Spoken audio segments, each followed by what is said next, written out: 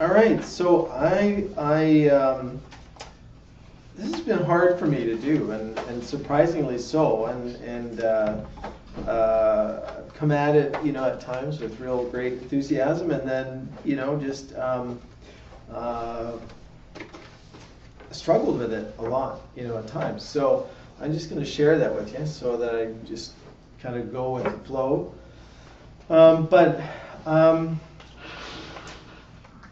I have to reflect back on why I wanted to do this, and this is really because I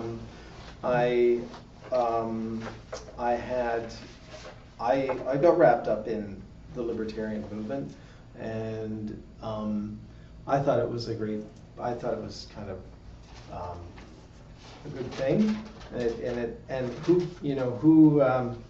who couldn't be when you hear an older guy who seemed very nice and talking about great policies that like the troops should come home, and we should stop spending money on well, I'm going to say the medical care system, but to insurance companies, and it provides, so there's a lot that leads to saying, well, that's not a bad idea. That sounds okay. Especially when you're hearing an old man who worked, Ron Paul was a doctor, and and he worked and he helped people, and so and this is after I kind of bought into. I personally had gone from, I'd been raised more social democrat, and and understood some of the basic things about that, and the need for a strong labor and union, society, and whatnot, and then gone the other way too, to think about, oddly enough, like in the working world, to go to realize that, well, okay, the thing that drives the economy and that is innovation, is capitalism, is that it actually changes things, and I think it came up. I think the crucial thing about it was in 2008 with the meltdown, and one of the key things was should the banks be bailed out or not, and just prior to that I read a book. I don't know if others have read it. Mary Croft, about how it was a kind of a monograph, and how the government is in bankruptcy. FDR put it in bankruptcy. It was absconded with the gold, and we're all slaves to the system. This is all, the birth certificate is all part of this, and it's all done. We don't know about it, kind of thing. And these are all, I learned later, I mean, these are some good ideas, but I mean, it was really, and it kind of, I don't know, it was just ripe at the time when I read it to think about these things, and to wonder, is this really true? And why do we have so much regulation about this and that? And I wasn't the only one. This was like a movement going on, and now I reflect back on it, and it's part of, I think it's part of the right-wing radical libertarian or movement. I read a piece been doing part of the research on it, and there was an article written by a guy in Ceylon talking about like Confessions of a Libertarian, and now he's a Democrat, and I said, well, at least he recognized anyway the radicalness of, and he talked about the radicalness of what a lot of the people involved with libertarianism are talking about, and I just thought, wow, that's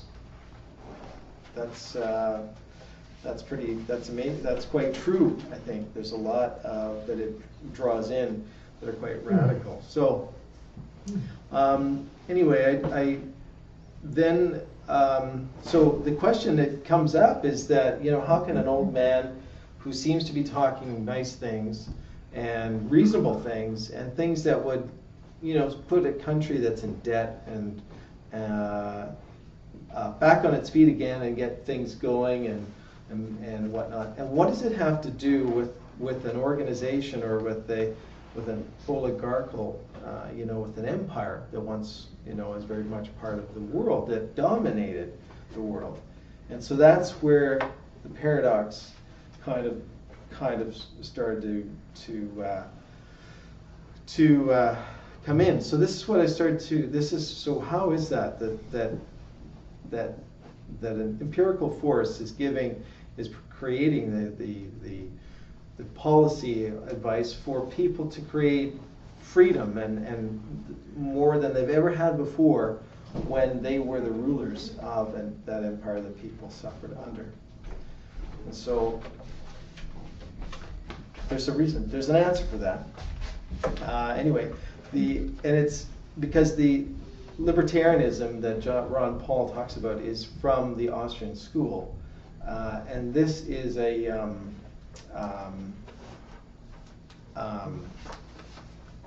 creation. Let me just get the notes right here. A creation of the oligarchy, of the Austrian oligarchy, to counter all the innovation that was made in Germany under Friedrich List. And where is it? I have it.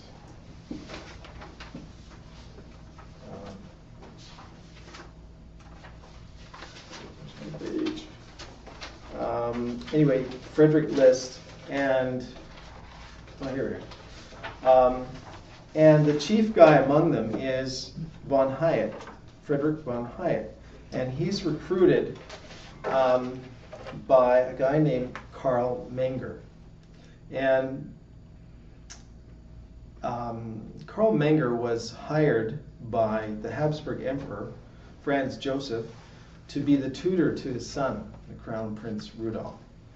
And because this was in the context of just after the American Civil War, and Lincoln had defeated the British Empire attempt to crush the new nation state.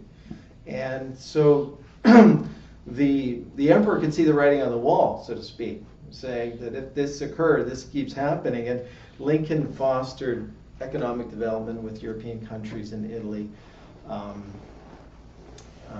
can't remember, quite a few of them, and was spreading. So you can imagine an oligarch thinking, what the hell are we going to do? We're going to be overrun with these people who think that they don't need us, kind of thing. I mean, it's hard to imagine that kind of thought process if you're allowed to put yourself in their position. But you have to, I can understand, but that's kind of the panic, if you will, right? Mm-hmm. My God, what's going to happen to their way of thinking? The world has gone crazy. And so he hires Karl Menger and starts doing this. He tutors the son, rather, and takes him for about 3 years around. And I'll just read from the quote. It says, Menger took Prince Rudolf around Europe for 3 years, acquainting him with the quandary facing the undead feudalist Habsburg family and their Austro-Hungarian Empire. And so from that, Menger is concerned with attacking Liszt, and so he is the first to equate the American system of economy with socialism, and he lumps Liszt in with the likes of Saint-Simon and Hegel and Marx. He hosts these meetings or seminars, and von Mises is the first one recruited, and then von Hayek, who was from an upper class family in Vienna, born in 1899. He got his doctorate in political science at the University of Vienna, and then he goes to New York there for 2 years in 1923 and 24, and he comes back to Vienna and starts attending these at the invitation of von Mises, these semi-private, by invitation only, seminars and so he kind of gets recruited into the school, and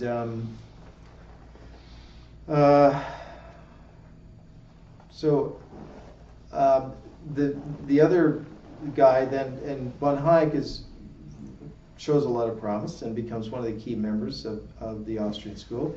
And there's another guy, von Werk, who is a key fundamental guy of the school. He is, of note here is that the school, the Austrian school held the future Bolshevik leader, Nikolai Bukharin, and taught him about Marx's anti-capitalist ideology and the notion of the eventual collapse of capitalism because of the boom-bust cycles, created, according to the theory, to overproduction caused by the reinvestment of profit into infrastructure and research and development. The whole American system and other capital improvements through the use of credit. And so he's saying this whole system is just going to, this is their twist on it, that it's just going to lead to boom and bust cycles and just collapse on itself. So we need to go back to feudalism. That's the stable system. And oddly enough, so this is the future leader of the Bolshevik revolution, and he's leading the communist revolution. So it doesn't really matter if you're a right-wing radical, believe in free market, free trade, open market capitalism, or you're a hardcore communist. I mean, you're learning the same stuff from these guys. So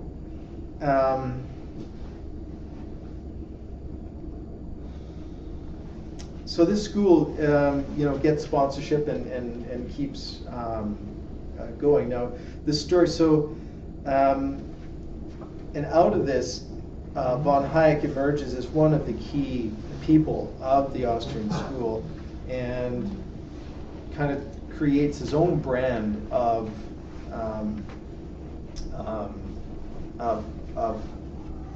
even the Austrian school.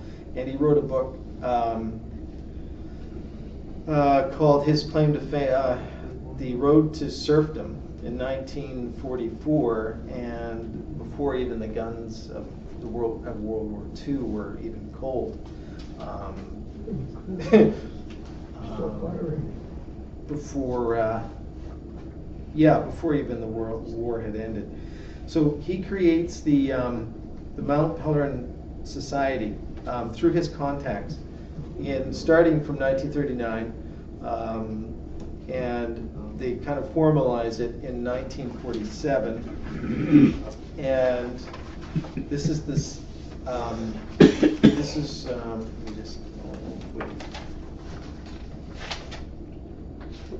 And the key people who formed this group are Frank Knight and Henry Simons, both who trained with Friedman at the University of Chicago, American Fabian Walter Lippmann, Viennese Aristotelian society leader and open society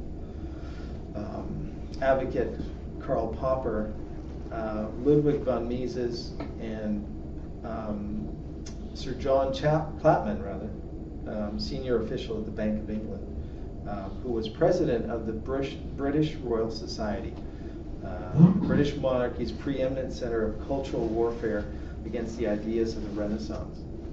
And his book proved to be, later on, Margaret Thatcher grew up and she was a fond admirer and follower of his philosophy, his ideology. And upon her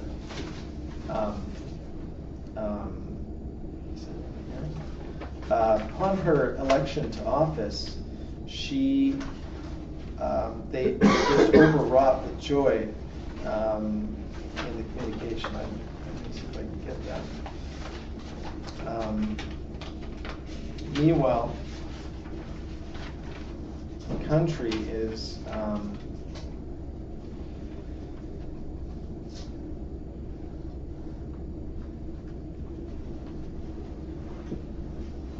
going to crap in a handbasket. So,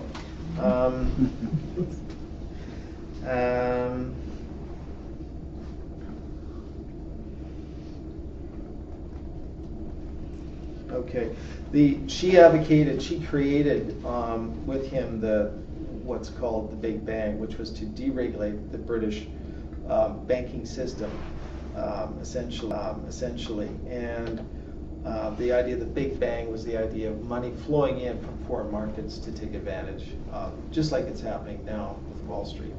And that didn't happen. So Prime Minister Margaret Thatcher in office from 79 to 90 had been a fervent follower of Friedrich von Hayek since the age of 18. She had read with enthusiasm von Hayek's Road to Serfdom and subsequently argued that any special spending is tantamount to socialism. With any idiotic simplification goes another. The free trade is synonymous with freedom.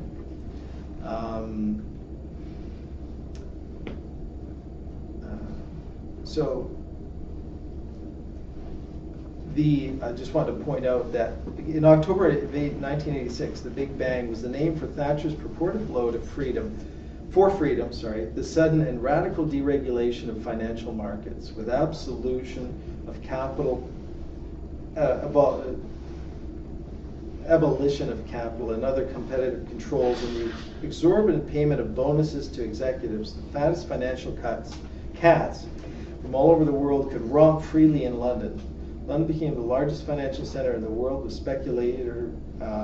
spectacular growth rates in the new sector. The Big Bang allowed commercial banks and brokerages to be under one owner, just like the repeal of Glass-Steagall, which is the forerunner of Glass-Steagall. And they're kind of running a test run, you could see, of this policy. Policy similar to the U.S. repeal of the Glass-Steagall law later.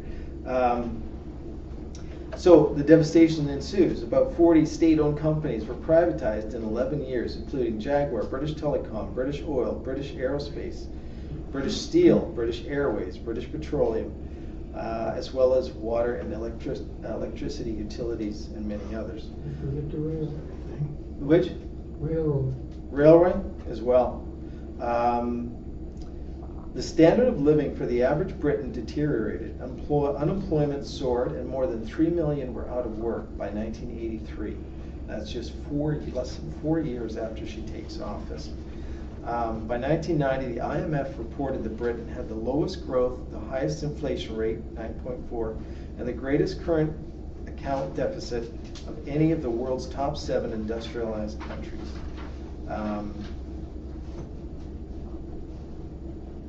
The other notable thing here, during the decade from 79 through 88, British gross investment for all businesses increased 37.4%, but this was almost entirely in the service sector, whereas investment in agriculture manufacturing fell by 8.4%. And in the manufacturing sector was a net real investment of less than 1% over the decade. So the same thing it's the same thing happening today here in the States and with the growth of, especially in the States, the growth of the service sector and the complaint about part-time jobs, not real employment, and the real jobs have long since gone abroad. And this is what this is the evidence. This is the real cause of it. So the Mont Pelerin Society was the real legacy of von Hayek, and to get a taste of what they're after, he writes in his book. He stated his new feudal vision. He says, "We shall not rebuild civilization on a large scale. On the whole, there was more beauty and decency to be found in the life of the smaller peoples, and among the large ones, there was more happiness in proportion to their avoidance of the deadly blight of centralization. Now, that is that's a little bit patronizing, just a little bit, but it shows the flavor of what they were after. So, and their real vision of what they think humanity is all about, in my estimation. And they broke out in a chorus of "Those were the days." Exactly.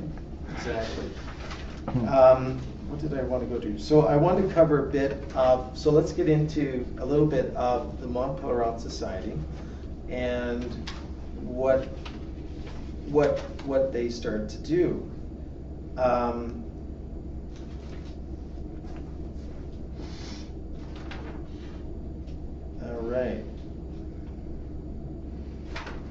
right. So it starts in 1947.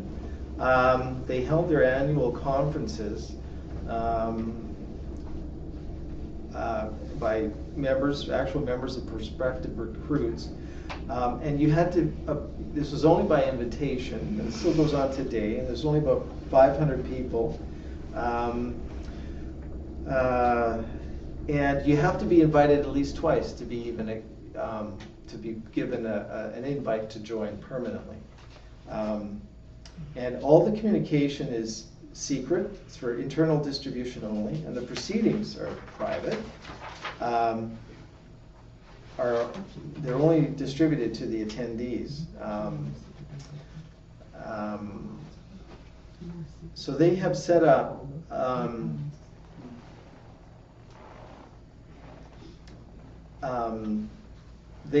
a number of policies, centers throughout Canada and the United States, and among them, I was surprised to find that the Fraser Institute of Vancouver is one of the first ones that they set up in 1974. The others are notably Manhattan Institute in New York, the Pacific Institute for Public Policy Research in San Francisco, and in 1978, the Mont Pelerin had also taken over the Coors family think tank, the Heritage Foundation in Washington, D.C. And launched an ambitious overhaul of that outfit in anticipation of the 1980 presidential bid of Ronald Reagan. Sir Keith Joseph, one of the Tory politicians most thoroughly indoctrinated in the Hayackian Revolution, led the British takeover of the Heritage along with Fabian Society ideologue Stuart Butler. And so to show you, that they have, with the election of Margaret Thatcher in Britain, they have a piece here on the, and this was orchestrated chiefly by a guy named Anthony Fisher. He was born in London, 1915, educated at Eton and Cambridge, and he was elected to the Mont Pelerin Society in '54, and he founded the Institute of Economic Affairs in London, the IEA, and it's the first explicit front group for the Mont Pelerin Society.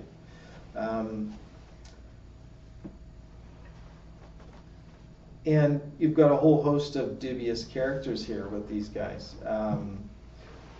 Ralph Harris is the leader of the British Eugenics Society, which had earlier helped draft Hitler's race laws. Keith Joseph and Alan Walters. I'm not sure.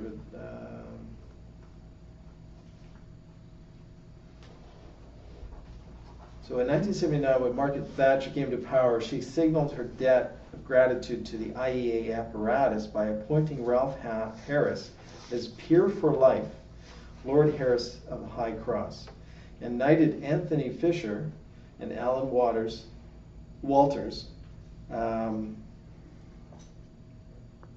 And Walters was moved to 10 Downing Street as Thatcher's resident economic advisor. So you can see that they worked their way, they are now, under her, this is the main ideological think tank that they're following, that her policies are really coming from. So it's quite, and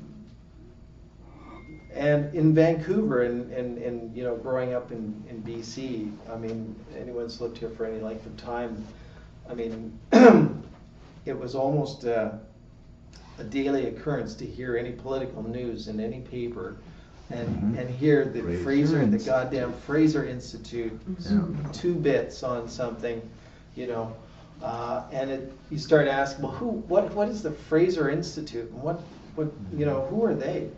And there's never any answer for this. They just have this prominent voice, and as if it's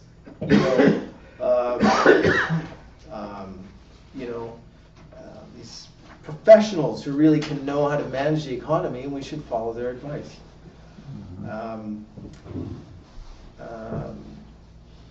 So here's a quote here of von Hayek. He wrote on New Year's Day in 1980, I'll read you this here. It says, "I entirely agree with you that the time has come when it has become desirable." This is on just after Margaret Thatcher's been elected.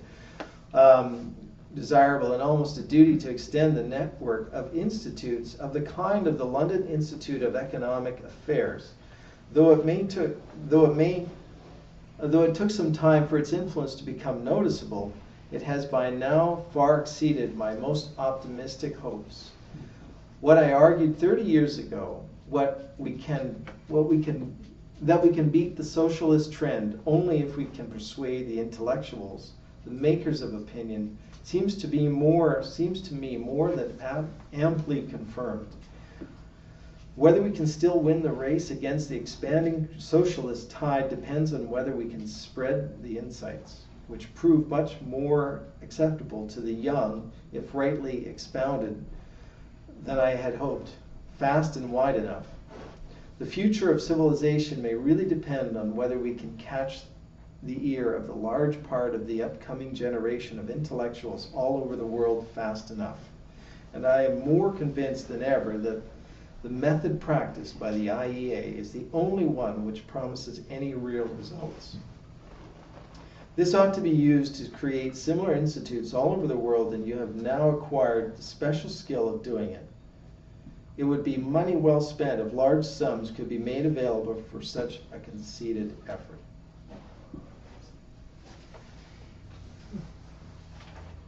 So,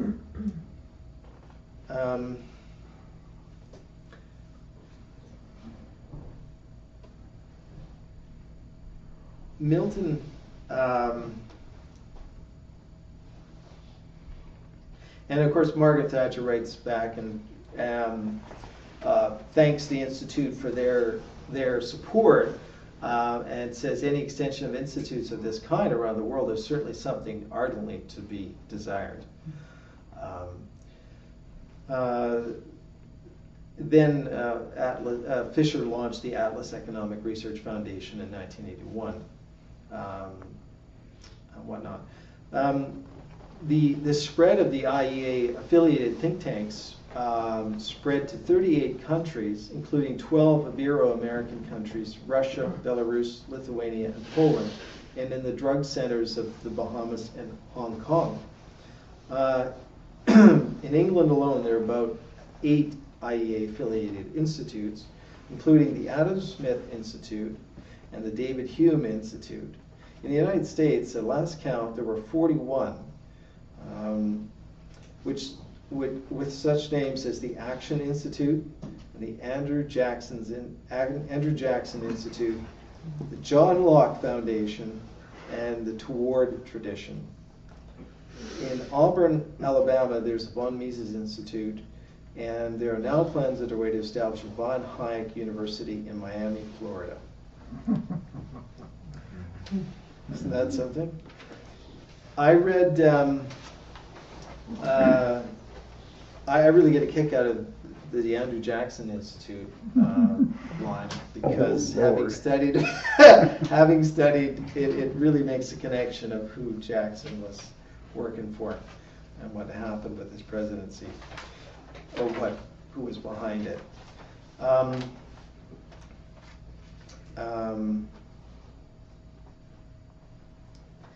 The latest thing too is the other thing I want to incorporate is the plethora, or the quite a lot of revisionist history from the libertarian movement as well.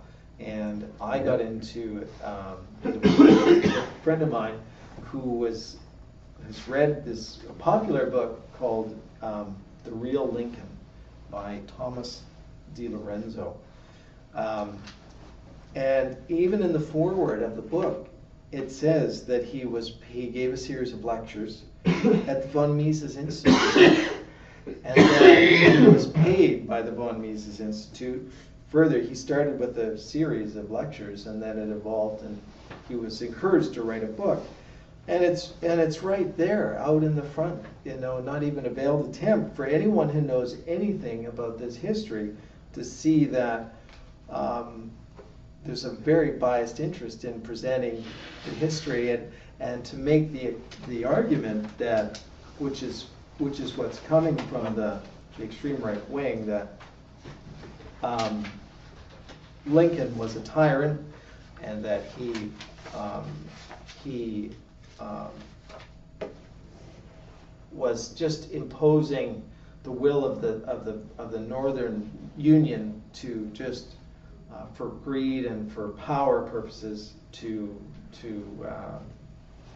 conquer the South, who were dissident and who were they just didn't appreciate their lifestyle. And this is the kind of the refrain I hear from the South, and Sure. even in the term of the carpetbaggers, which is the term I just looked up, which was the term after the Civil War.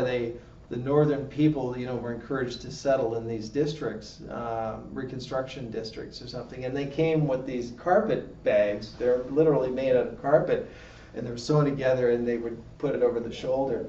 And but it was a derisive term, meaning that these guys would come from the north, and they had no appreciation for Southern culture, and they were going to just, take advantage of the place. You don't even need to know what it means. It just sounds like an insult. Yeah. You're such a carpetbagger. Yeah. Like, whoa, easy there. Language. I rather like my bag. What's wrong with it? Well, I can understand some of them feeling that way. I can too. Because it's I can their too. Yeah. strong feelings of their culture and everything. Yeah. Yeah. I do. I get that too, because there is a sense of culture and whatnot. It's really kind of a confusing thing. Like I've listened, I love the, I golf. I love golf, and Bobby Jones was from the South, and I could listen to that guy talk all day because of his accent. I like it. He was a lawyer, and the way he describes it and everything. It's similar to like an Irish accent to me. I could listen to someone with a good Irish accent, and the sense of culture, of refinement, and so I mean, it's not just as cut and dried as slave trade was all part of it. So was the only factor. So let's go to now. What was it that the Austrian school was created to bring down?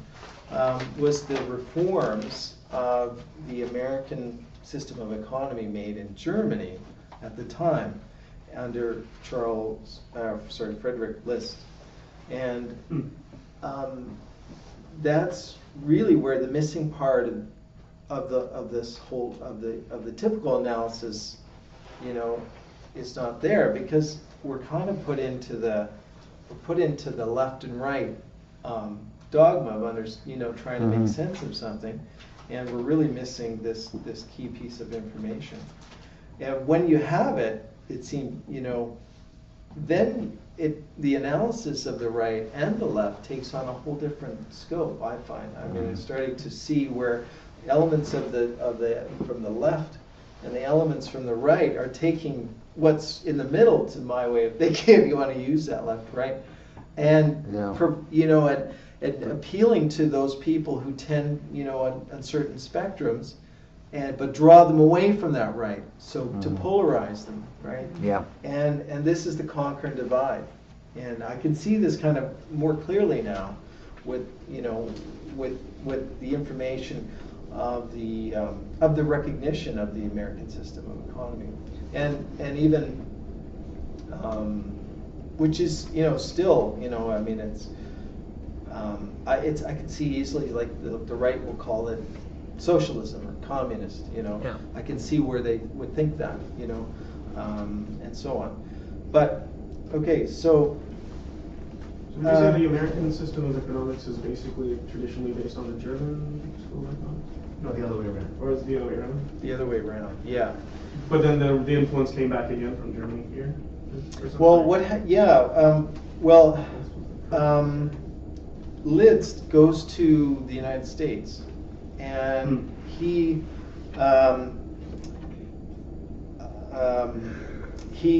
learns about it. He's perceived to be an agitator by the Austrian prince Metternich, or Nicht, saw Liszt as an intolerably dangerous agitator and arranged to have him arrested and jailed, forcing him eventually in 1824 to emigrate to America. And and contrary to and the effect of banishing him, it actually led to, it was a propitious event, because he learned about the American system of economy, and he actually stayed, as Paul was telling me, with Henry Carey. With the Carey family. With the Carey family. And so that's almost like fate, kicking you in the ass, it would seem, these oligarchs. Let's send him away, and oh, wait a minute, he's going to learn something, he's going to revolutionize the country. Oh, wait a minute, what have I done? So this is what seems to happen. And so it says, contrary to Metternich's intention, to the most fertile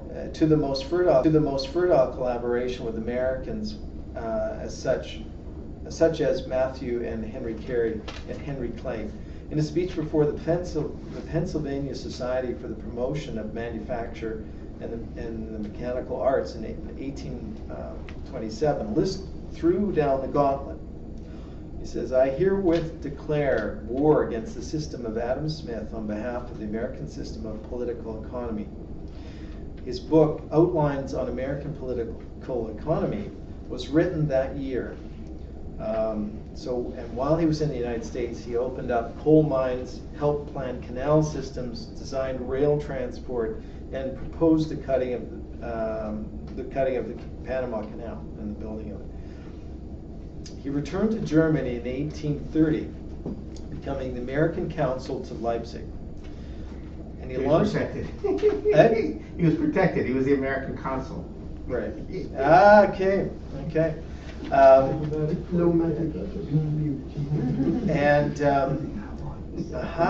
Very clever. All right. And there he launched his program for national railway network, becoming known as the father of the German railways. His program for expansion of the Zollverein, for our customs union, was implemented in 1834. And he gave us today's best work on economics, published in 1841, The National System of Political Economy, which tore apart Adam Smith's free trade doctrine. So,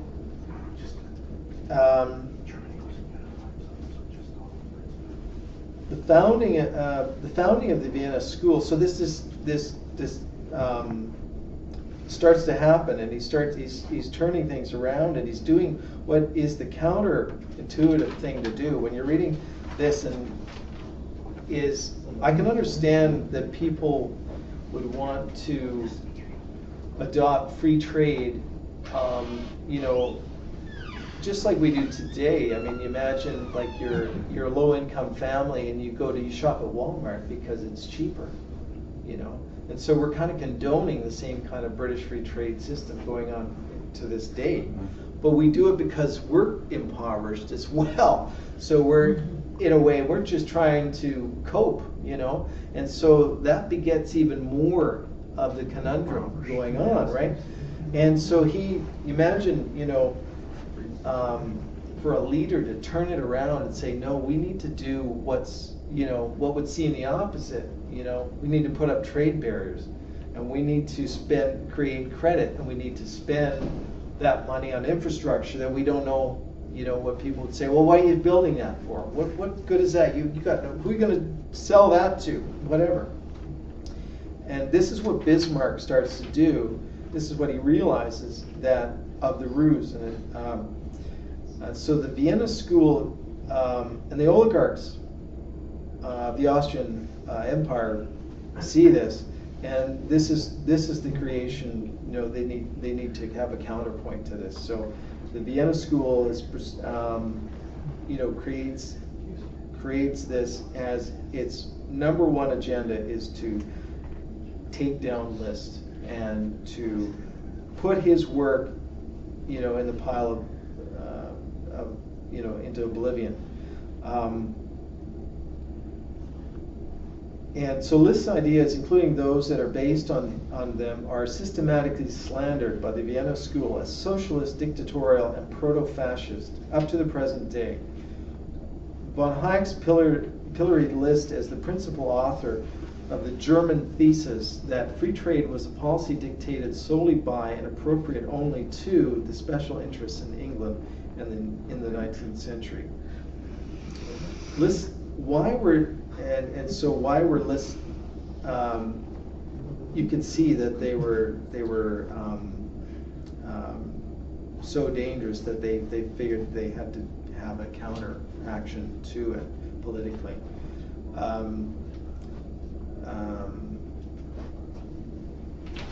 So now Liszt is a thinker, and he's given this a lot of thought. He actually, you know, what drives his influence to adopt this philosophy is that he like in the German tradition that, you know, goes back to the German academic, or what he called ecclesiastic, where they actually refuted the Bible as literal, and these were the German monks, and they said, we accept the Bible, you know, as you know, and not that we're heretics, but we can prove through our scholarship that the Bible is not the real history of the world. And out of that came a reaction from Rome called the apologist movement. And so they tried to spin it, the PR back, to say, well, no, okay, maybe it's not the greatest, but it's still the Word of God, it's still the Holy Bible, and don't you know, go down that road. And so Liszt is very much, it seems to me, in this tradition, and he asks himself, you know, instead of what's the problem? What is the real creation of wealth? What is it? And so, what is the national economic wealth? Where does it come from? And most important, how can we generate it? So he explains in his book, the causes of wealth are something totally different than wealth itself. An individual can possess wealth, that is, exchange value. But if he does not have the power to create more valuable items than he consumes, he will become impoverished. An individual may be poor, but if he has the power to create a larger amount of valuable items than he consumes, he becomes rich. The power to create wealth is therefore infinitely more important than wealth itself. It guarantees not only the possession and the increase of what has been acquired, but also the replacement of what has been lost. This is even more the case with whole nations. that cannot live on pensions than with private persons. Germany has been ravaged in every century by plague, by famine, by internal and external wars, but has always managed to save much of its productive forces, and so it returned quickly to prosperity, while the rich and the powerful, but despot and priest-ridden Spain, in full possession of domestic peace, sank even deeper into poverty and misery. The same sun shines on the Spaniards. They have the same earth and land. Their minds are just as rich, and they are the same people as before the discovery of America and before the introduction of the Inquisition. But this people has gradually lost its productive power. They're actually the same people as the Germans, if you know history. The Spanish are Alemani. Oh, really? Yeah, they're Alemani. The majority of the population of Spain are from German tribes. Wow. Okay. Yeah. Well, then that even more makes the case, because you've got people who are very much similar, and you can't even argue a racial difference. There is none. Right. So that would even seal the deal even more, and so it has become poor and miserable. The North American Liberation War that cost the nation hundreds of millions, but through the acquisition of national independence, their productive power was strengthened immeasurably, so they could create much greater riches within a few years after the peace than they had ever possessed previously.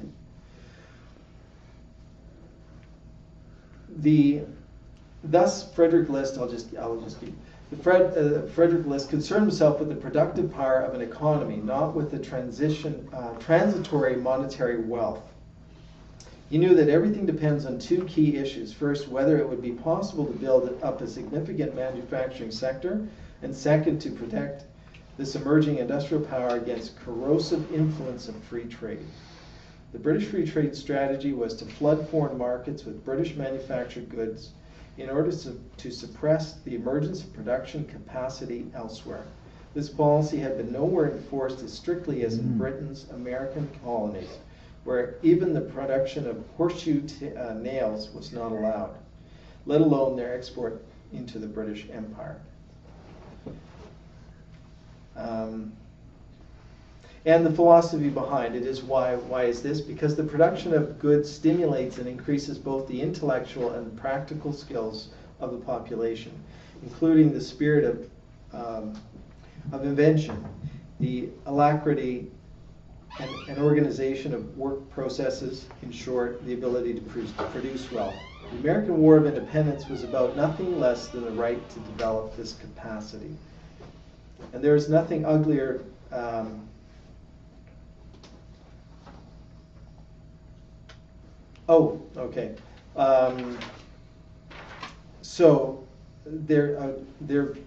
but there is another uglier aspect of free trade, which points to its fraudulent character from the very outset. The freedom to trade in goods that can destroy entire countries, such as the opium trade, and the British Empire demanded that right to trade opium and enforced its demands by war. List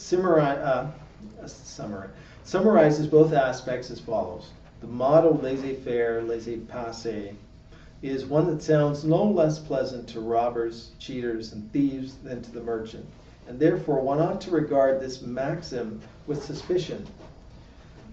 This perversity to surrender the interests of manufacturing and agriculture to the unfettered demands of trade is a natural consequence of that theory, which universally looks only at prices, never allowing for the work required to produce, and views the entire world as one single and indivisible republic of merchants.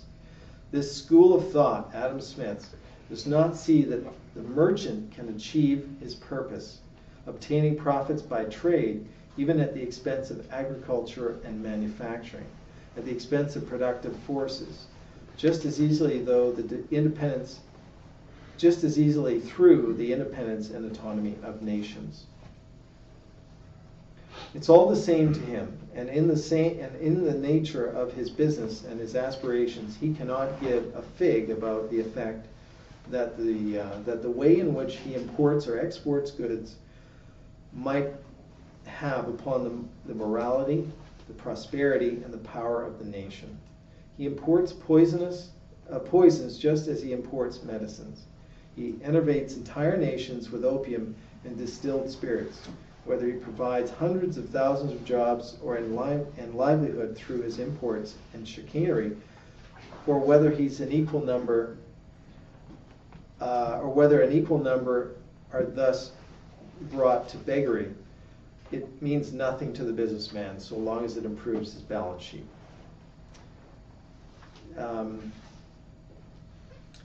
So no sane person should have any difficulty in following this argument. Since the individual can decide for himself but not for his nation, the state would necessarily be the agency required to promote the development of all capacities for the benefit of general progress. If you understand that the nation is more than the sum of its citizens, it follows that the mission is to shape the framework of freedom so that the development of the productive powers is clearly favored over the blind maximization of profit. So he's really, and he develops, this whole notion of the welfare of the society, and that you can't have an disregard for what builds it up and what adds value and what is good, and this is really what comes to term in studying, as I didn't really realize before in the last but for a while is the drug trade, and this is really what the meaning of free trade is all about, is this idea of being able to trade. Free market really means being able to trade in any drugs, any commodity, whether they're drugs or not, or it doesn't matter what they are, and let the market decide, let people decide, and that's okay, that's but for a nation state, it's a different matter at stake, and there's a difference between the personal decision and that for the nation state. I'll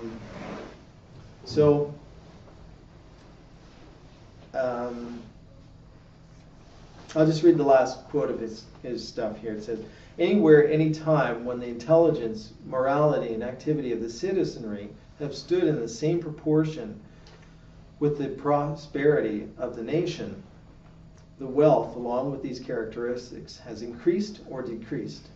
But nowhere have the industriousness and thrift, inventiveness and initiative of individuals achieved anything significant where they could not have been supported by civil liberty, public institutions, and the law, by means of the state administration and foreign policy, primarily through the unity and power of the nation." So he's really saying that it's the nation state that provides the groundwork for society to achieve a standard, if you will, from which people can achieve the greater things. If they have a decent society, and this is what is the foundation of people achieving higher greatness, because you can't have that from the slums.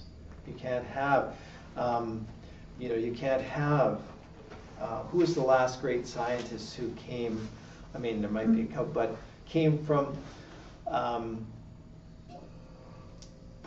very poor background, and just because there isn't the infrastructure, there isn't the development in the society for them to develop their personal skills.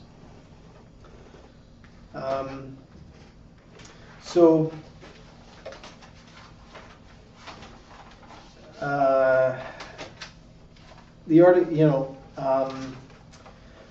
this is the guy. List is the guy who ultimately, the Viennese school is designed to take down and to obscure. And ultimately, after that, you get into,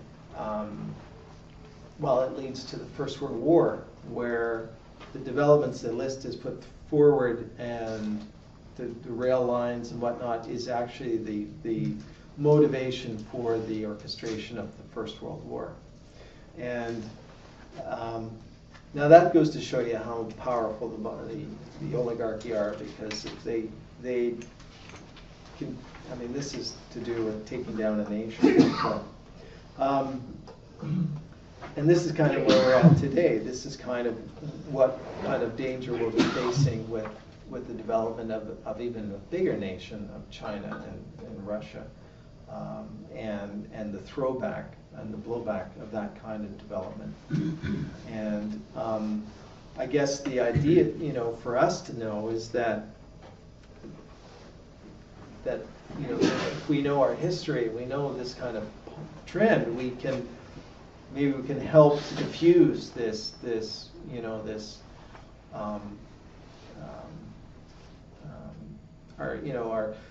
take another critical look at such policies that that seem good on the face of it and are not, in the longer run. So, thank you very much.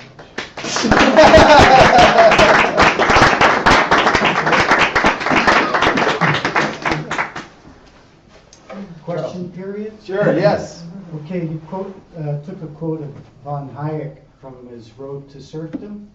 It was a very short quote, but the bottom line was he didn't like the idea of centralization. Correct? Right. Was that what he said, centralization? Yeah. For some of us, it's obvious what he's referring to, but could you just maybe kind of fill in a little bit there, because I think you wanted to refer to a certain kind of system. Oh well, yeah. What system? Yeah, the is American he system of referring economy. to as that he doesn't like centralization. Well, no, he's acting on behalf of his ideology and his master's kind of thing. He's using the term. He doesn't even want to use the word American system of economy. He doesn't want to give it that credence, which is what he's got to do. And centralization is and that's part of his book. And the Road to Serfdom is this idea that this the conglomeration of power and people, I think, yielding to this idea. Which he draws from the Nazi era of Germany, and people, looking and following a leader as that did, and saying, and then it's cycle. In other words, like of the promise of economic economic renewal and development, and then with that comes a leader who abuses his power, and then leads to totalitarianism. And this is kind of the message. This is the message, as I understand it, from his book, Road to Serfdom. And he's saying, this is centralization. This is what's going to happen, and this is the wrong way to go. Yeah, like even just by virtue of the structure itself, without pointing the finger. Without totally glossing over who is actually manipulating, right? Like this invisible hand, right? Because it's not centralization; it's who owns the central banks. Ironic choice of words, but yeah. Yeah. Federal hand.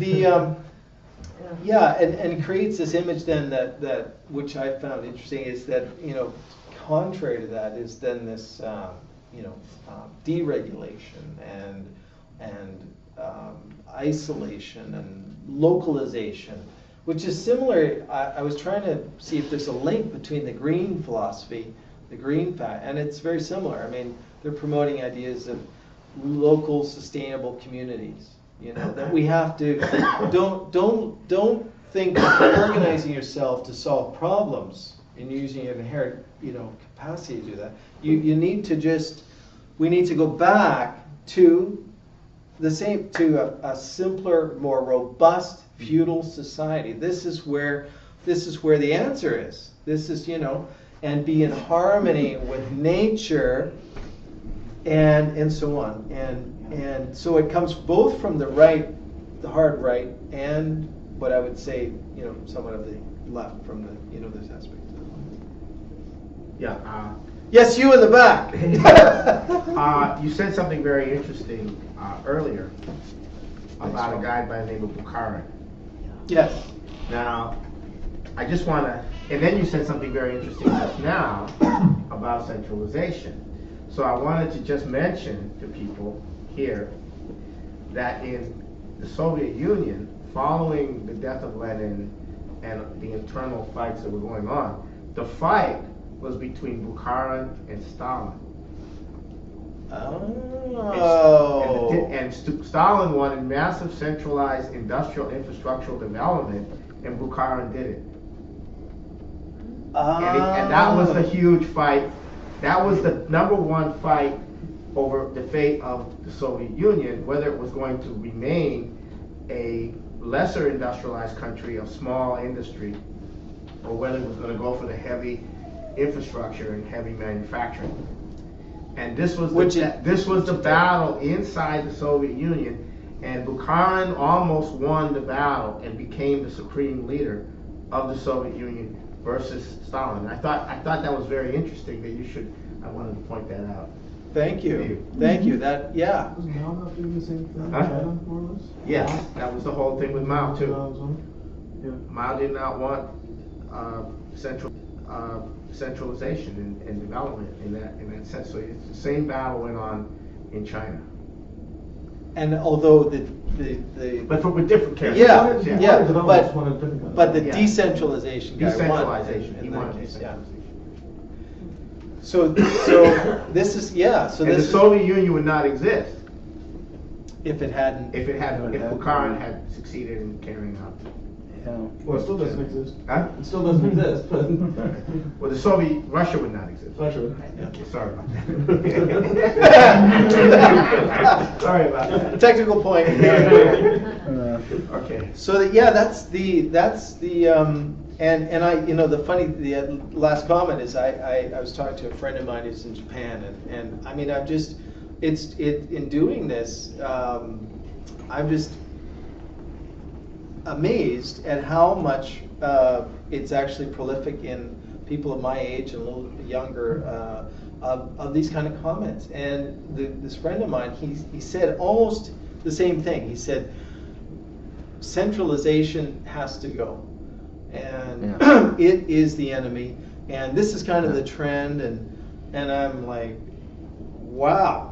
And further, he said that, you know, he's not a particular follower of any ideology or whatnot. He doesn't identify, and yet he's still saying this. It's So intuitive, I think, in a sense. well, yeah. I mean, I can understand, but the point of it is I mean, it's not irrational to think that. No. You know, to throw that thought out there, but my point is that it's so prolific, and we hear it from many sources.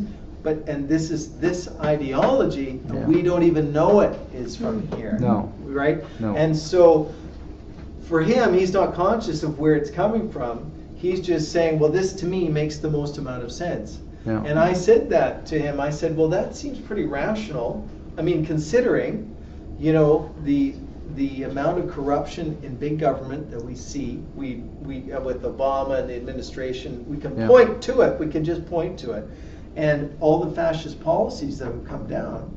Yeah. It makes sense to say, well, the answer to that is cut it down, get rid of it, destroy, you know, take it down, and get smaller governments going and take out the power base. And actually, being in a post-Westphalian situation, the power is being centralized by those with the wealth. rather than having decentralized individual nation states.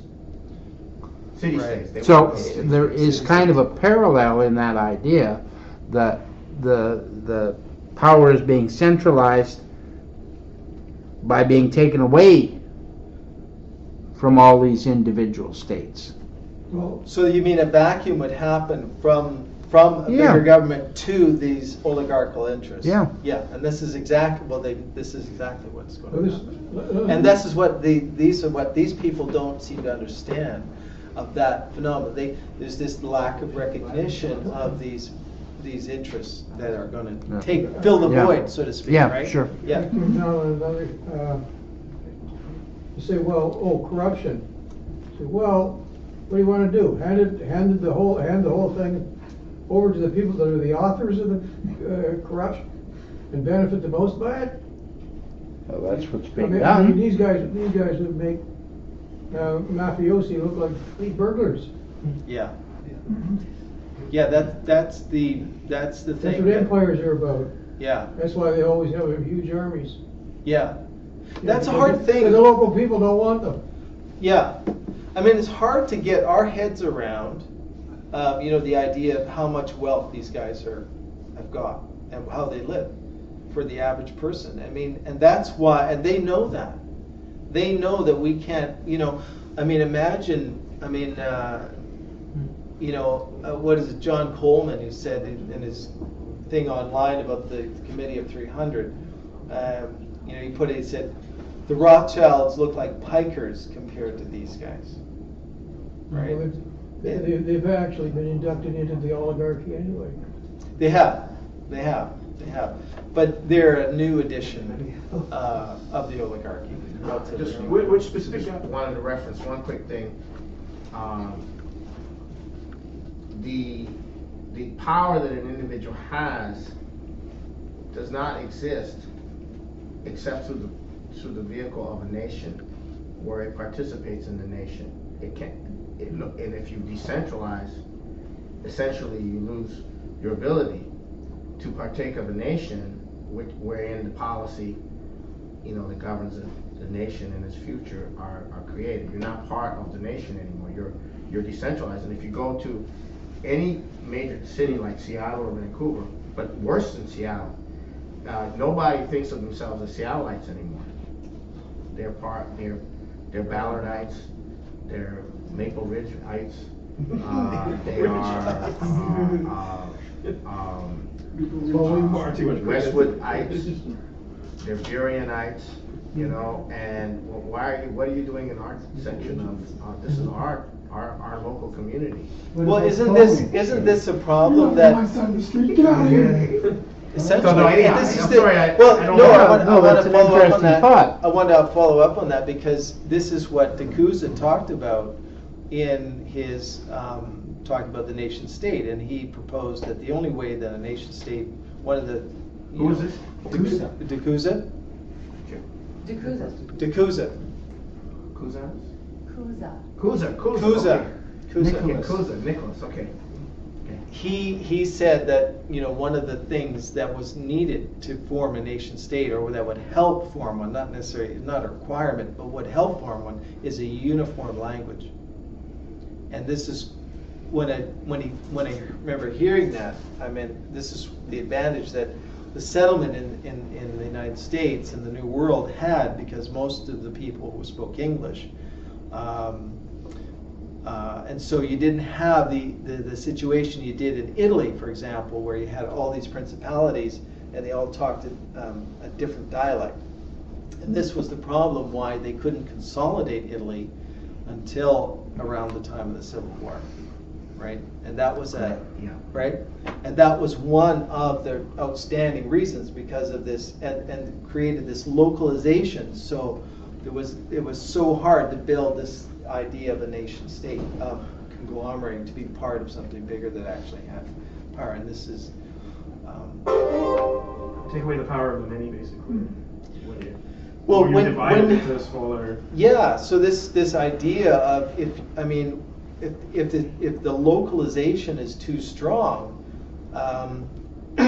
then you get a disintegration, and then ultimately you suffer too, because you're out of that can power. On a philosophical level, it almost seems like localization is just basically an attempt to run away from the assumption that globalization is always going to have too much corruption to fix. And it's like, well, why not tackle the corruption and fix that, because globalization has more power. So really, you're just giving up on humanity if you do that. You're putting your tail between your legs and you're And then just run away from the problem. That globalization is decentralization. The two go together.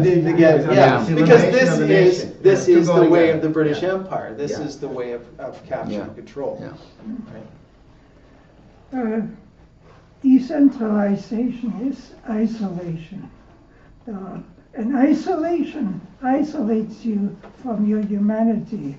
And this is what has been done professionally throughout the West. You were saying earlier, how comes that I liked these ideas that I read in the newspapers? Well, these ideas in the newspapers are put out by professionals. They studied the art of brainwashing With an objective in mind. The reason why I'm bringing this up, I had a fortune to grow up after the war in East Germany, where we had a communist government, and their skills were very poor. In mind manipulation, everybody knew what you read in the newspapers was crap. There was no illusion about it. There was no illusion about it. And from this mentality, I think it was the society was able to overthrow the government eventually, to knock down the wall, because everybody knew what it was all about. But over here in the West, the same stuff happens, and it's presented by professionals, and the entire population reads the newspaper, they read the gospel of the day, they know exactly what is right. And it's hard to get away from that. Yes, and it's hard to. It's really it's how do you put it? I mean, it's an eye opener to wake up to that. Yeah. When for us, growing up in this society, until you look at the history, until you see these things, and you see how people are, from one aspect, pointing at like.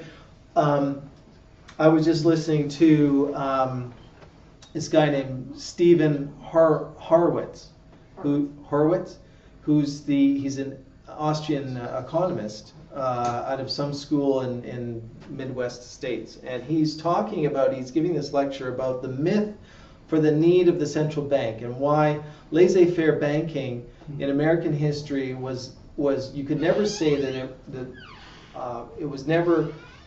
You couldn't say it didn't work because he said it never existed. So when he's giving this lecture, which is true, that is true, but he's presenting the history in a completely ahistorical, apolitical scenario, as if banking had nothing to do with economy and politics, as if it was outside of it. And he talks about, for example, that, he says, the Civil War, he talks about the original bank and the second bank. He mentions these things, and he's factually accurate, but there's no context of what these things did and what their role that they played. And and he says, and then the Civil War comes along, as if something like just dropped out of the sky and landed on the side. The weather called for Civil War. Yeah, exactly. With a chance of rain. For the chance of rain, right? I mean, it from the perspective that in the history of this historical work that now I've been, I can say, had the privilege to be exposed to with LaRouche. I mean, I can see that just blatantly, just meaningless,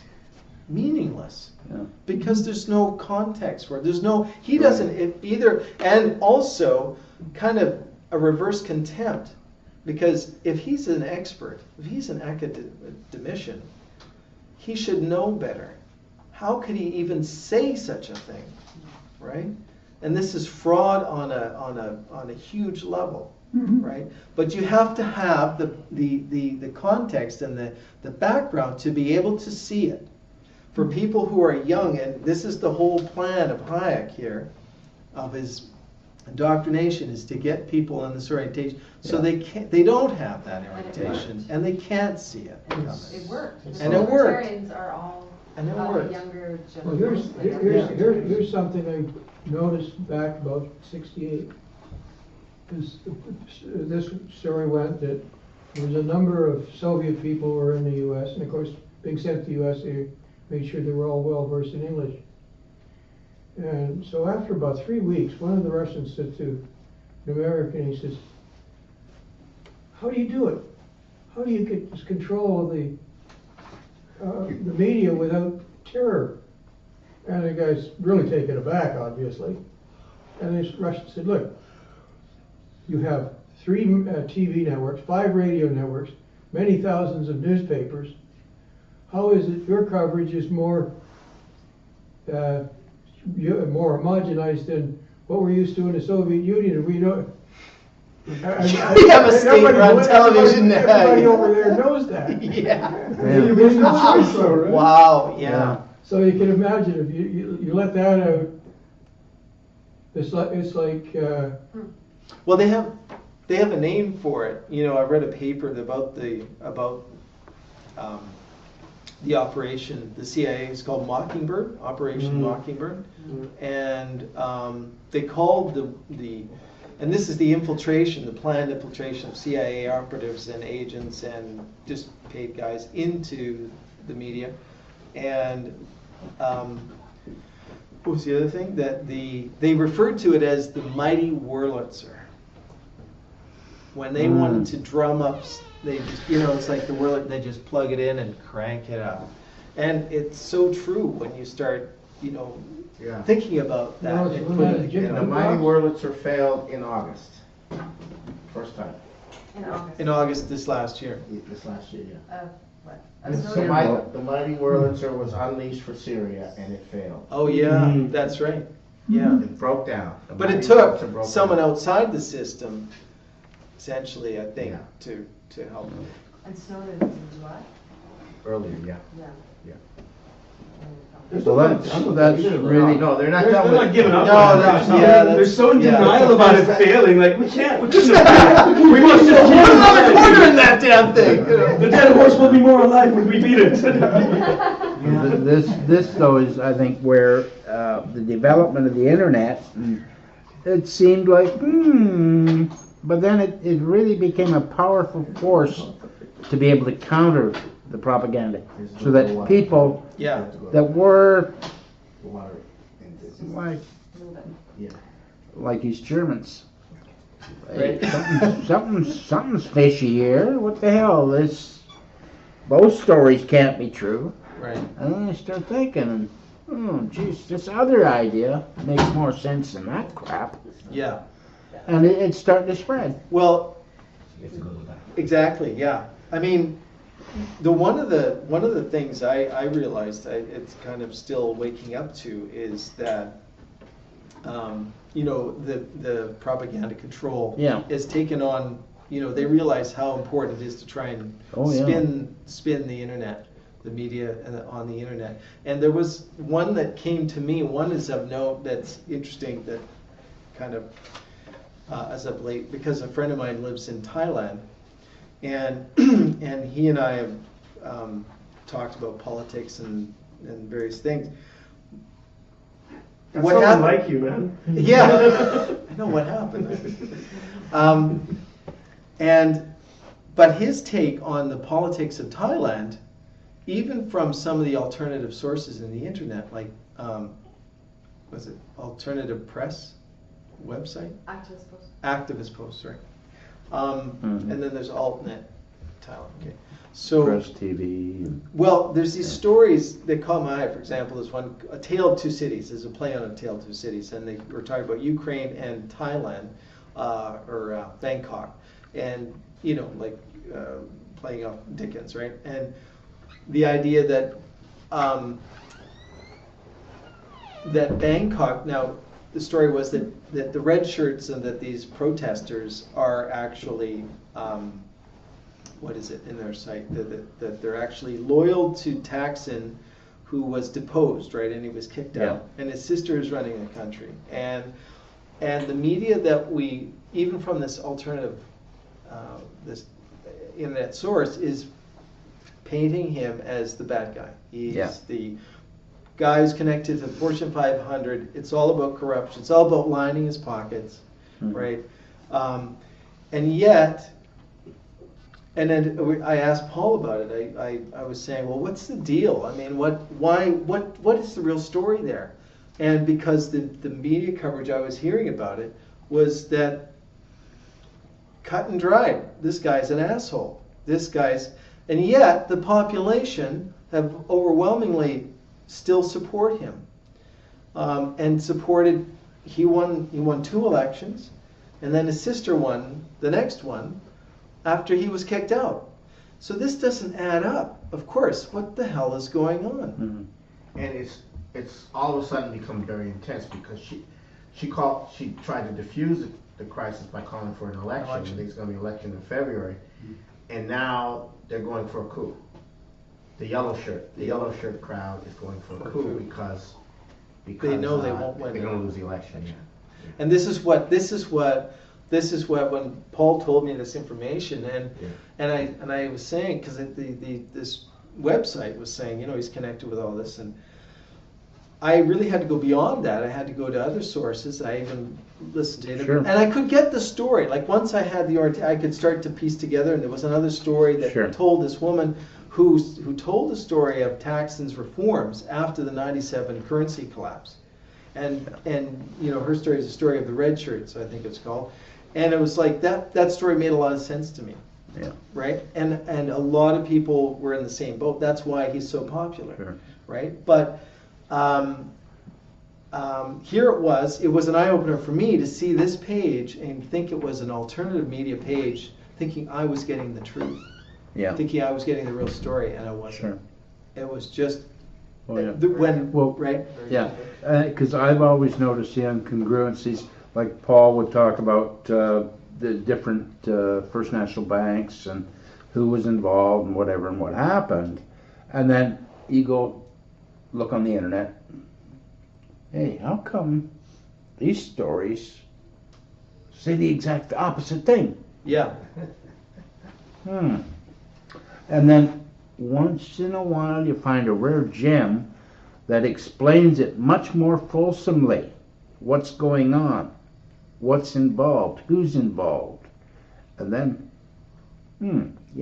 Paul was right. Right. And you just run across a number of these examples, and then you start saying, well, a lot of this sites are just planted propaganda. And as the saying goes, you can't judge a book by its cover. No. From the outside, and they know that. And that's why. I mean, anyone who wants to know anything about what's going on in the world should be part of LaRouche. Should be just, Also, you get it. We'll call him up tomorrow, man. I mean, I don't mean to say On that note, I'm going to get the cash. Suck it out. With that plug. Okay. That's Yeah. Just. Glass on my